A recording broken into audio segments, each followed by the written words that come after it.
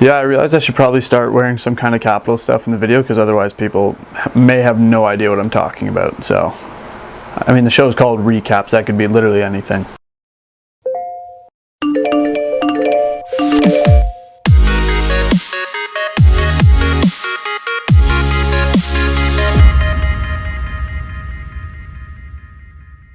Alright, what is up everybody? Welcome back to Recaps, Chirpin DMV. I'm Ben, back in the new set. It probably still looks a little different. I'm still figuring some things out, but so far I'm liking it a lot better. Looks much more professional than sitting in the front seat of my car, I would imagine. This time we're talking week 4. We had, I think, 3 or 4 games on the slate. Would you believe I missed one of them? Because I did, and that's on me, obviously. I have a valid excuse. I'll get to that later, though. Also, do you like the jersey that I chose? It's a Kuznetsov, because he's my boy. I've made this extremely clear, I think. So without further ado, let's just get into it. We have the game against Florida. This one was redonkulous, and I will talk about why. But first off, we have Brett Leeson staying in the lineup in this one. I guess Laviolette's liking what he sees. Can't blame him. A lot of injuries. He's a big young guy. Keep him in there. Get him some minutes. I'm fine with that. Dowd also made his way back into the lineup for this one, which you love to see, but that didn't last very long, obviously. Then we have Samsonov in net. Kind of. So I missed like the very start of this game, but apparently Samsonov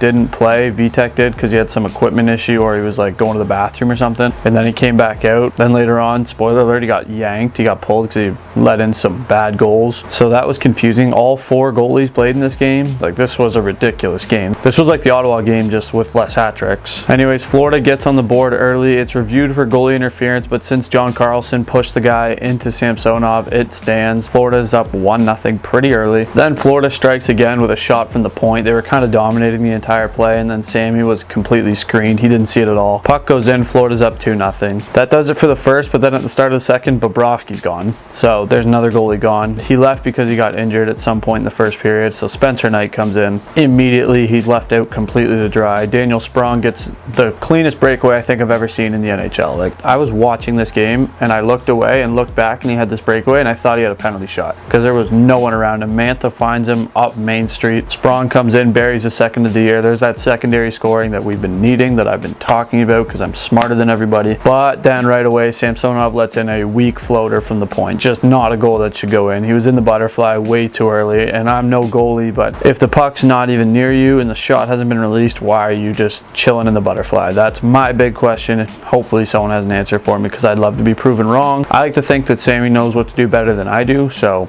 And obviously this goal led to him getting yanked right away for good reason. So Vitek makes his second appearance in this game. Then there's a bit of a scrum. The Panthers get a power play, but in the scrum, like Patrick Hornqvist, and I think it was Nick Jensen, were going at it on the bench. Like, when it was all winding down, Hornqvist was going back to his bench. He got like 1 foot in the door, and Ovi was chasing him down. Like, this guy was on a mission, like a mission from Russia to assassinate Patrick Hornqvist or something, because he chased after him and was just yelling at him. I know that's Hornqvist's game and everything. He'd go anyone, but I think Ovechkin would eat him alive, personally. Then on the ensuing Panthers power play, they score, but this one actually is called for goalie interference, so it doesn't count. It was Patrick Hornqvist who interfered with the goalie. Shocker. This guy is on my top 5 list of losers in the NHL. I don't care how good you are at hockey. He's on the list. You got Dougie Hamilton on there. It's a pretty, what's the word I'm looking for here? It's a well thought out list. There's a reason for people being on there. Hockey skill is at the bottom of the list when it comes to importance for making your way onto the top 5 losers list in the NHL, but just know that Patrick Hornqvist has a slot in the top 5. That is for sure. But then the Panthers get another power play. There's a scrum in front. Vitek gets attacked, and then the puck just squirts right out to Barkov. He scores. It's a 4-1 game. And at this point, I had to go play hockey. Probably equal skill level hockey as to what I was watching, so I had to go. But the second I leave, the second I walk out the door, Alex Ovechkin,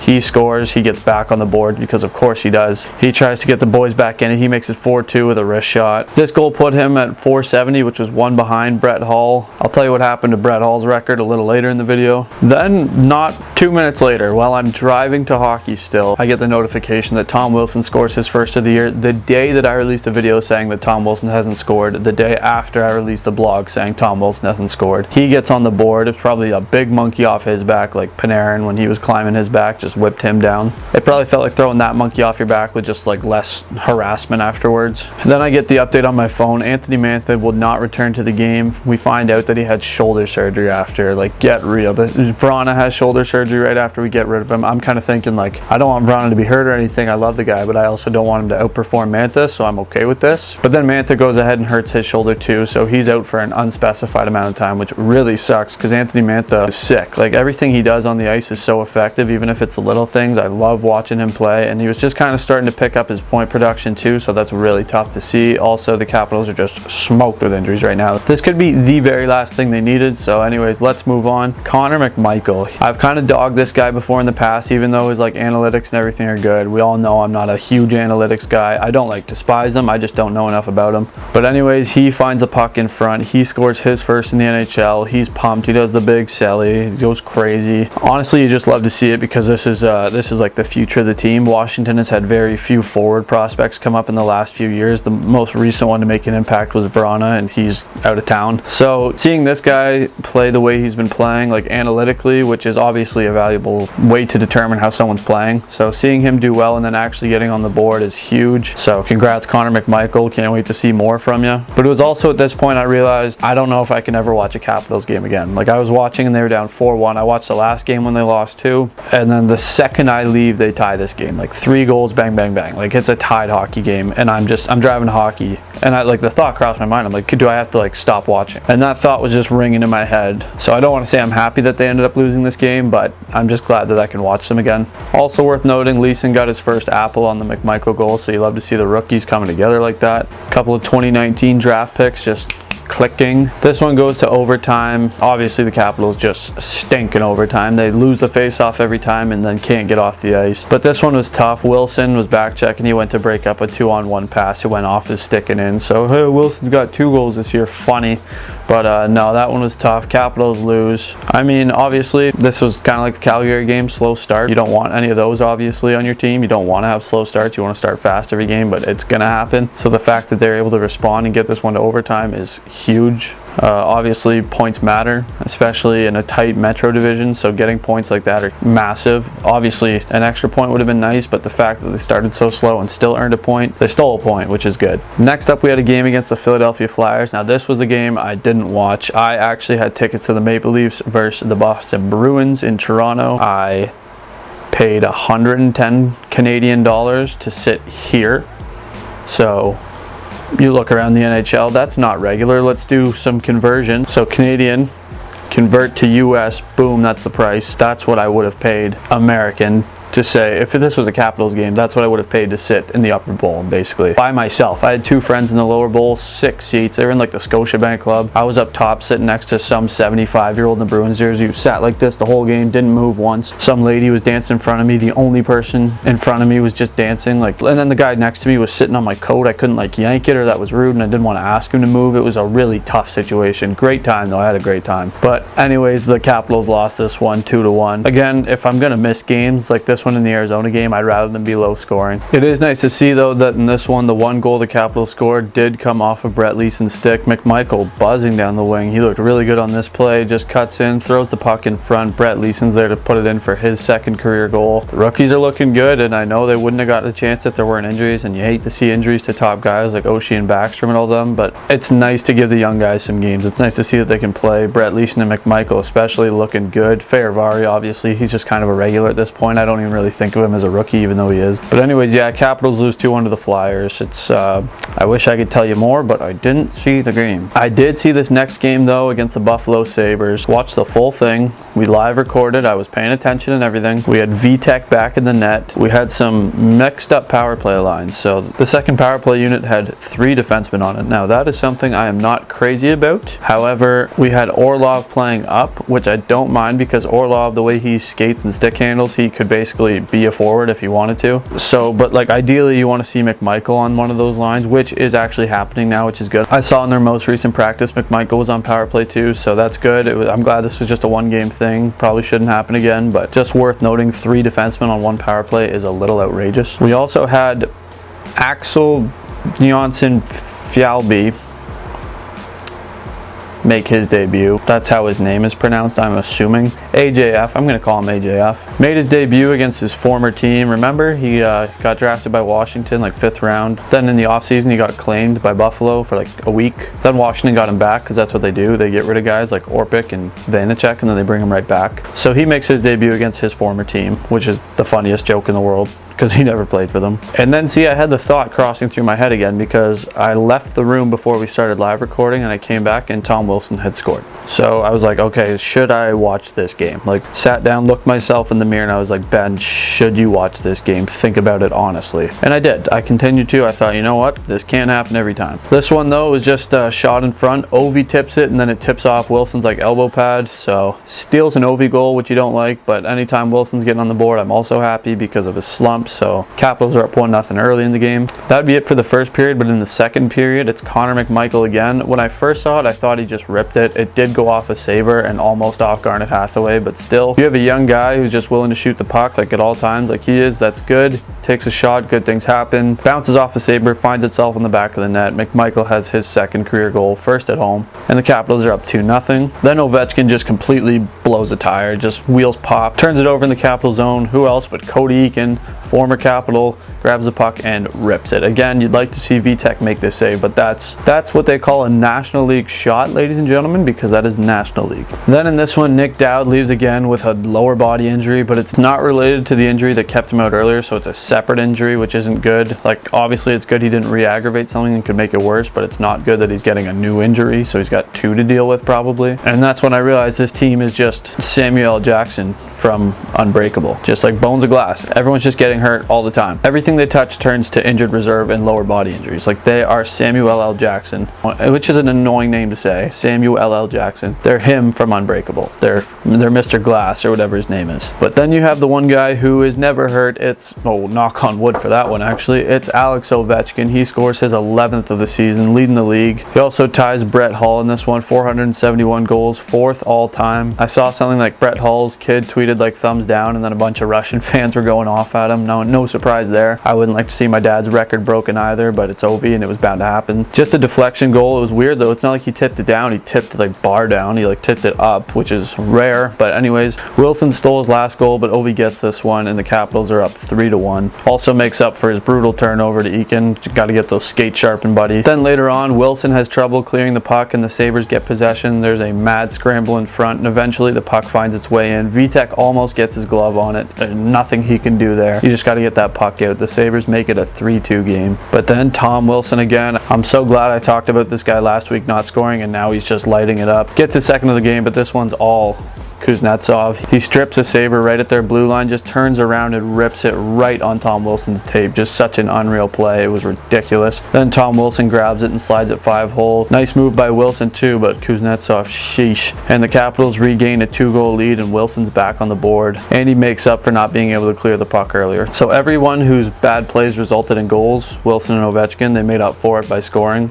Then after the Capitals kill off a penalty, they get a power play of their own. John Carlson just does vintage John Carlson stuff. He holds the puck on the blue line and then just steps to the side, finds his lane, and wrists it top shelf. There was a lot of debate on whether or not Connor Sherry tipped it in. He did not. It was a John Carlson goal officially, but I say vintage because John Carlson is so good at doing this. He can hold the puck up top, and then there'll be no lane at all. Then he can just step to the side, find that lane, and roof it. And he does that here, just a snipe. And the Capitals get their 5th goal of the game. This was also Ovi's 3rd point of the game and his 600th career assist. Now, have you ever heard Ovechkin cannot pass? Yes, you have, because you're a fan in the NHL, and that's what everyone used to say. Now, when he was younger, did he prioritize passing? Probably not as much, but you can go back and watch his assists. He has nice assists, and everyone jokes his assists are rebounds. Yeah, it happens when you take 500 more shots than the next person each season. There's going to be rebounds, not a bad thing. But also, no, this guy is like an elite passer also. Like, how long was that off, by the way? I just noticed.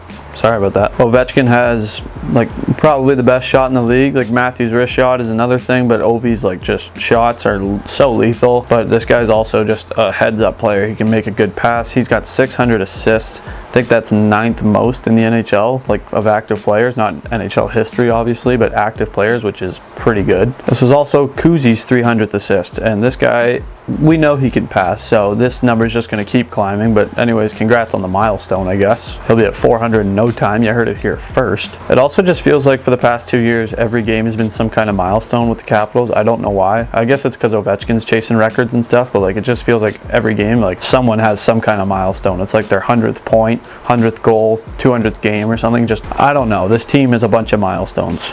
Not long after the Sabres respond late in the game, Colin Miller, TJ Oshie's pet from the finals, he just rips a pretty good shot on net. He finds the back of the net. He's always had a good slap shot, but that is not enough to do it. The Capitals take the game 5-3. Vanacek has to make a really nice save late too on Jeff Skinner, who actually makes a pretty good move, but Vanacek holds his legs strong on the line, makes the pad save, doing the splits and everything. So Vitek looking like Vitek in the wind. Obviously it's tough to see Vitek go down and have to get shoulder surgery, but hopefully he'll be back soon. It was pretty funny, you guys. Like, people are mad about it. Like, I won't say who. People are blocking Noah on Twitter and stuff. Like, relax. It's a pretty funny joke. He fooled everybody. Like, just check the if you're so mad and you need your facts right. Like, maybe do 2 extra seconds of research before you just go throwing it up on NHL Network and writing articles about it. But anyways, it was pretty funny. But Vitek looked good. Then after the game, Dowd is moved on IR. Hendrix Lapierre, he gets sent down to junior. Now, I know I was saying I wanted to keep this guy up for the year because I like the way he looked. I like the way he was playing. But, you know, he's still really young. Another year of junior is not going to hurt him. He got some reps in the NHL. He got his goal. So, you know, you got some older prospects that you can throw in, like Leeson and Protis and McMichael. So I'm sure he'll be up with the big club next year. If not, he'll be with Hershey, which is just much better hockey for him to be playing to prepare for the NHL anyways. Alexi Protis got called back up, like I just said.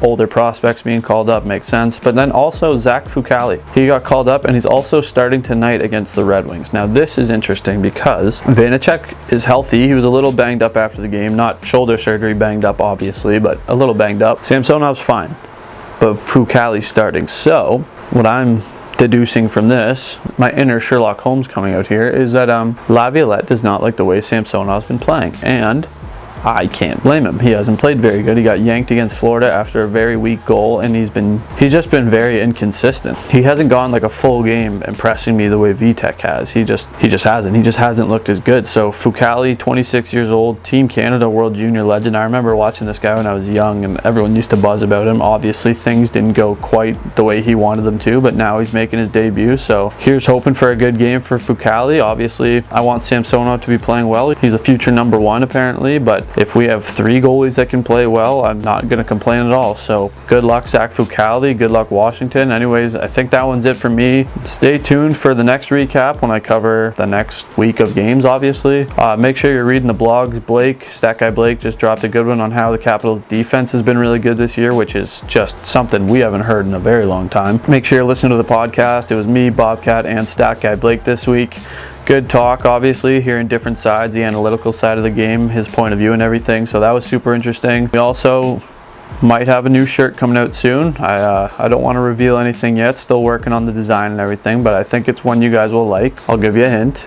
It revolves around this guy. But anyways, that's it for this one. Stay tuned. Hope you enjoyed this before the Detroit game tonight. Hopefully we can go in and beat Detroit, because we should beat Detroit, even though they're pretty good this year. We should probably beat them still. But anyways, that's it for this one. Thanks for watching. Stay tuned for next week. And is Zach Fucale the GOAT? We will find out. Peace out.